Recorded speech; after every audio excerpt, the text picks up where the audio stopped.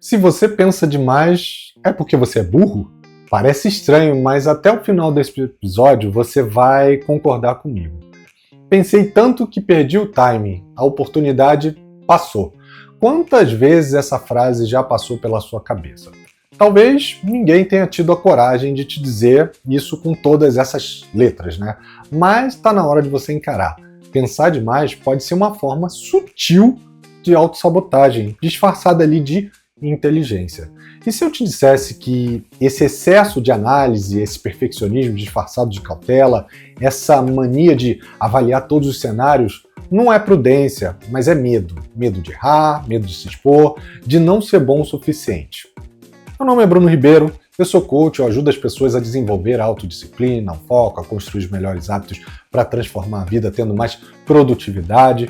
E se você for novo por aqui, já assina, já deixa o seu review, já deixa o seu comentário e você vai receber aí toda semana um conteúdo exclusivo que vai te ajudar a sair da zona de conforto e gerar a energia que você precisa para parar de procrastinar e agir de verdade, né? Se você preferir, também vão ter aqui os outros canais na descrição do episódio. Pensar é bom. Pensar demais é uma prisão. Desde pequeno a gente foi ensinado que pensar muito é um sinal de inteligência. Quem pensa, reflete, analisa, calcula, parece mais preparado, mais maduro, mais sensato. Mas existe aí uma linha invisível e muito tênue e perigosa entre a reflexão produtiva e a ruminação paralisante. Imagina um carro com um motor potente, cheio de combustível, mas que nunca sai da garagem, porque o motorista está ali decidindo qual é o melhor caminho que ele vai seguir.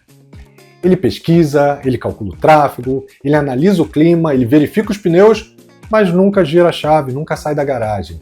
Esse é o retrato de milhares de pessoas brilhantes que vivem presas dentro da sua própria mente.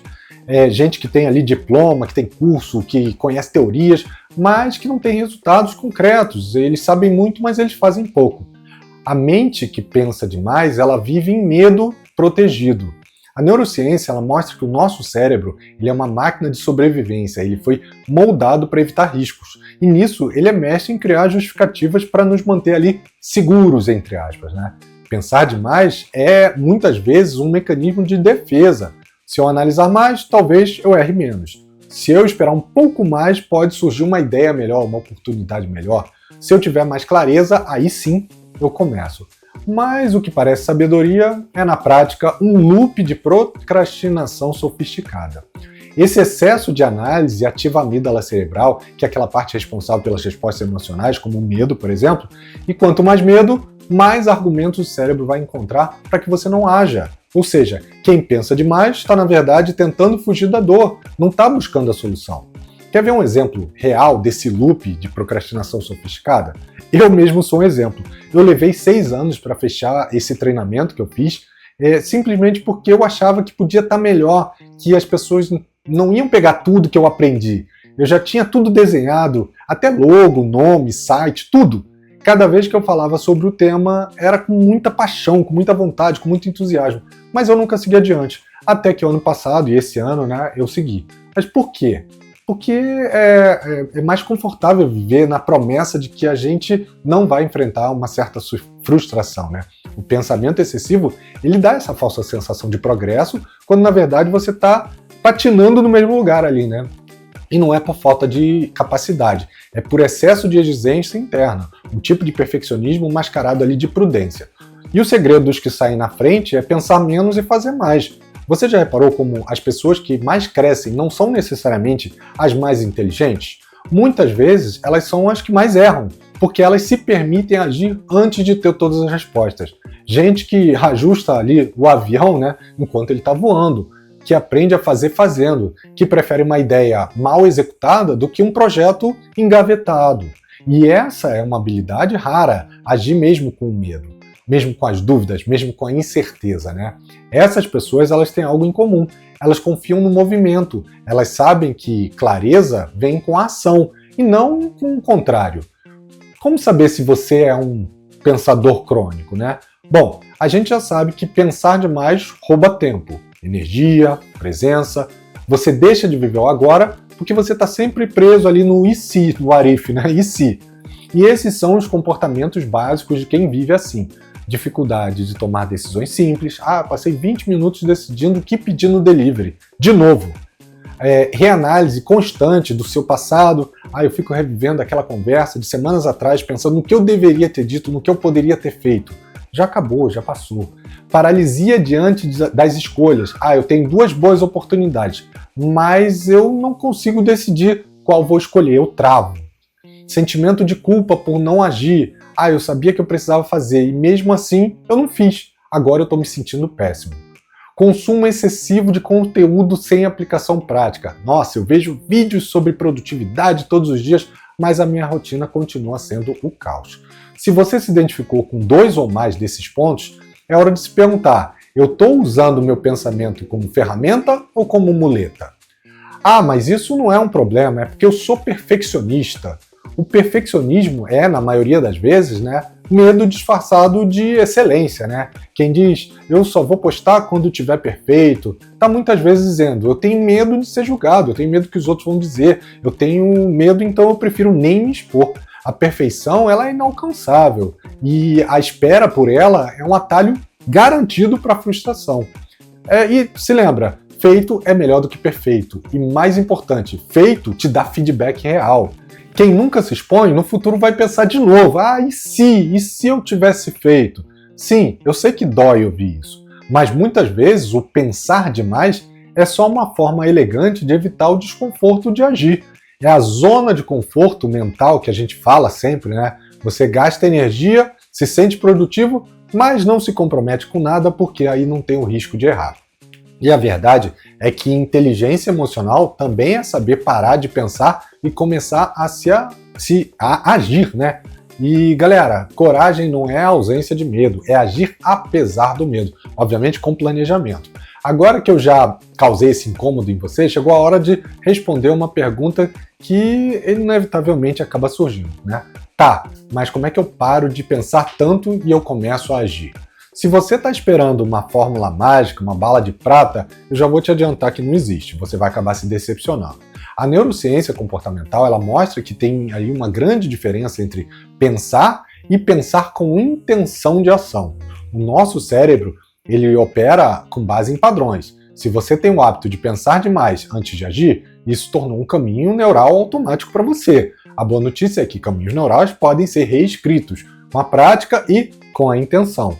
E neuroplasticidade é exatamente isso, é o nome desse jogo, E ela funciona mais ou menos assim. Vocês já devem ter ouvido falar nos meus outros episódios, Quanto mais você pratica uma nova ação, um novo jeito de pensar, de agir, mais forte esse padrão se torna para você, até que com pouco tempo, agindo sempre dessa maneira, ele acaba virando um hábito e você para de paralisar diante dessas oportunidades, E você sabe o que mais estimula essa continuidade de ação?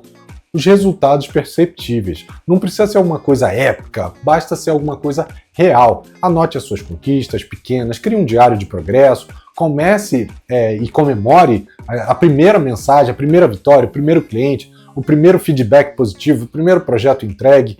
E isso tudo libera dopamina, que é aquele neurotransmissor da motivação que reforça a sensação de prazer no nosso cérebro e que faz a criação dos hábitos, Pare de pedir permissão para começar. Tem gente que está esperando validação, que está esperando curso, que está esperando aprovação, mentor, mas o que falta, na verdade, é uma decisão interna. E aqui vai uma verdade que vai mudar a tua história. Ninguém vai te dar ok para que você faça o que você já sabe que tem que fazer. Assume esse papel. Você não precisa se sentir pronto, você só precisa fazer, basta se mover. Errou? Ótimo, corrige no caminho. Sabe qual é a frase mais libertadora que pode ter?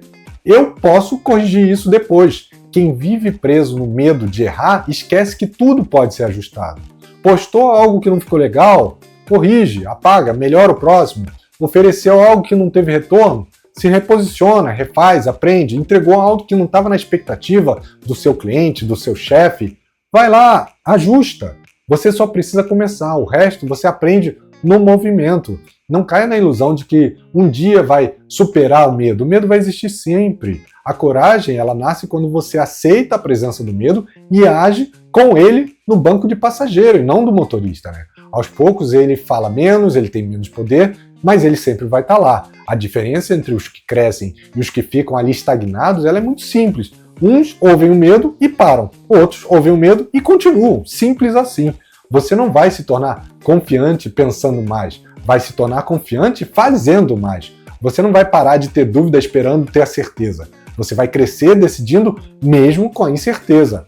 E a partir de hoje, se comprometa com o movimento.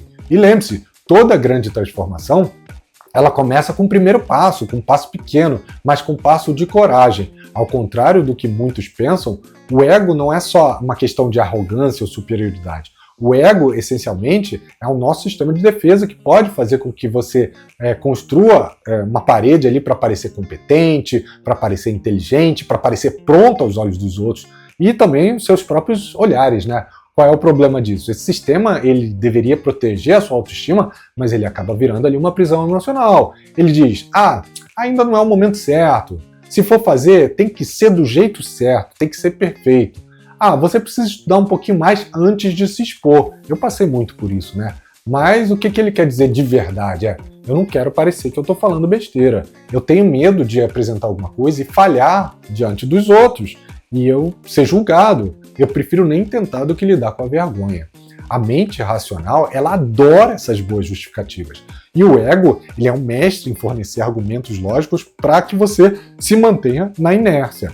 Por exemplo, eu vou esperar mais experiência para poder começar um novo emprego. Eu tenho ali como fazer um vídeo, mas eu não tenho o equipamento ideal. Eu preciso melhorar minha comunicação antes de eu poder falar em público. Esses raciocínios, eles parecem inteligentes, muitas vezes racionais, mas eles são só mecanismos para te manter no lugar onde você está hoje. O medo está lá, ele está gritando, no fundo ele está te segurando, mas você pode silenciar ele. E é por isso que tanta gente se sente presa, mesmo tendo clareza do que quer. Não é uma questão de lógica, né? Toda exposição real, ela exige uma dose de imperfeição, de se permitir errar, de ajustar, de se corrigir, de parecer iniciante, né? Um famoso amador.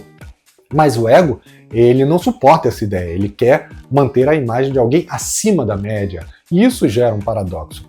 Você quer crescer, mas não quer parecer amador. Quer aprender, mas não quer ser visto errando. Resultado, você fica travado num ciclo de preparação eterna. Enquanto o ego segura a sua ação, o mundo gira. Aquela ideia de um vídeo que você poderia fazer, que poderia viralizar, deixou para depois. A proposta que você quase mandou ficou só no rascunho. O projeto que você tinha pensado não saiu do papel. E o pior, você vai começar a se convencer de que talvez isso realmente não era para você, né? Foi bom isso ter acontecido. Essa frase é péssima, né? Foi bom, para mim foi...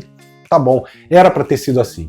Mas não é verdade, né? Você sabe que você só tá ouvindo ali a voz errada, né? A solução também não é matar o ego, é reeducar ele. E o primeiro passo é entender, vulnerabilidade não é fraqueza. E mais, quem erra de forma mais rápida, aprende mais rápido, evolui mais rápido e faz isso com mais confiança. Então, para você aprender a lidar com isso, a gente vai aprender aqui 4 passos para driblar o ego e agir com verdade, né?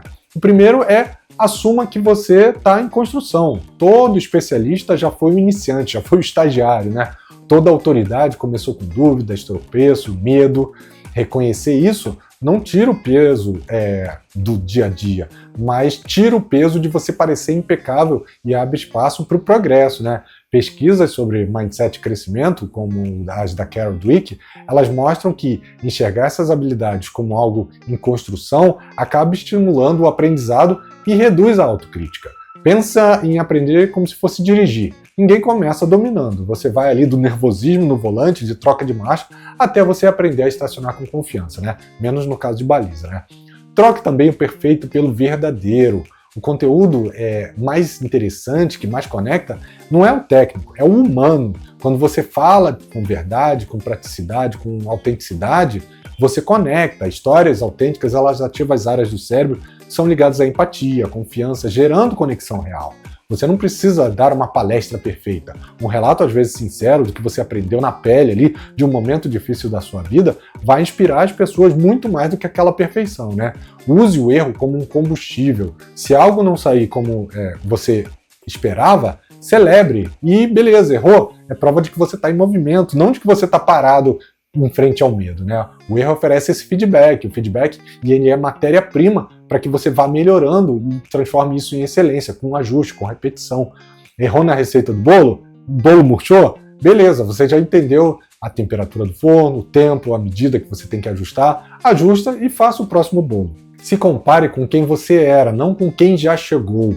O ego, ele tem ali nos bastidores um palco de comparação com os outros, mas a métrica não deve ser de vaidade, a métrica deve ser sua. Hoje eu sou 1% mais corajoso do que eu era ontem. Esses pequenos avanços consistentes, eles vão moldando a tua mentalidade, o seu modo de agir, os seus hábitos e fazendo com que você se reconheça nessa evolução. Se ontem você já passou a gravar e hoje publicou algo mais simples, você já deu um salto. Se você não falava em público e passou a falar, você já deu um salto, mesmo com os gaguejados, com alguns vícios. Mas o ego não é o único problema quando a gente fala sobre esse tipo de pensamento, né? A forma como você se trata depois de um erro determina o quão longe você também vai, né? Você já parou para pensar como é que você reage quando você falha? Se a resposta envolve raiva, vergonha ou um diálogo interno duro, bem-vindo ao clube dos que foram ensinados a acreditar que errar é um fracasso, né? E não é uma etapa. A verdade é que a autocrítica, ela não nasce do erro, ela nasce da forma como a gente aprendeu a interpretar esse erro. E esse padrão, ele está lá longe de desaparecer, e ele custa tempo, ele custa coragem, ele custa visibilidade, né? Você foi ensinado a acreditar que se cobrar é sinal de comprometimento, de responsabilidade, de excelência, mas existe uma diferença muito grande entre autoanálise construtiva e autocrítica destrutiva. É assim que o ciclo da autocrítica funciona, né? Você tem uma ideia, pensa se ela é boa o suficiente, começa a julgar se os outros vão gostar, se vai dar certo, o que vai acontecer se não der certo, decide esperar para ter um pouquinho mais de clareza, não faz, se culpa porque você pensa, mas e se eu tivesse feito? Lembra do e se? Agora é se eu tivesse feito. E recomeça esse ciclo, né? Um loop emocional que rouba energia, autoestima, a sua presença. E tudo isso alimentado por um crítico interno que você nunca escolheu, mas que você aprendeu a escutar, né? Mas de onde vem essa voz tão crítica? A neurociência ela explica que o nosso cérebro ele grava memórias emocionais desde criança, desde a nossa infância, né? Se você cresceu ouvindo frases como, por exemplo, tem que ser o melhor da turma, o melhor na natação, você não pode errar, você tem que ter nota 10, você é inteligente, precisa acertar sempre. Então você aprendeu que errar é um perigo, né? Que decepcionar é inadmissível, principalmente aos pais, aos professores, às pessoas que você admira, né? Que mostrar falha é algo como ser fraco. E essa voz interna crítica, na verdade, é uma tentativa do seu sistema de te proteger da dor, que você pode sentir por pensar que você é inadequado, né? Mas o que foi proteção, agora é uma prisão que te impede de agir. Então, da mesma forma como a gente falou do ego, eu vou trazer aqui para que você aprenda como transformar a autocrítica em autoconhecimento. E o primeiro passo é, troque o julgamento por curiosidade. Ao invés de pensar, fiz errado, experimenta usar a seguinte pergunta, o que esse erro está tentando me mostrar?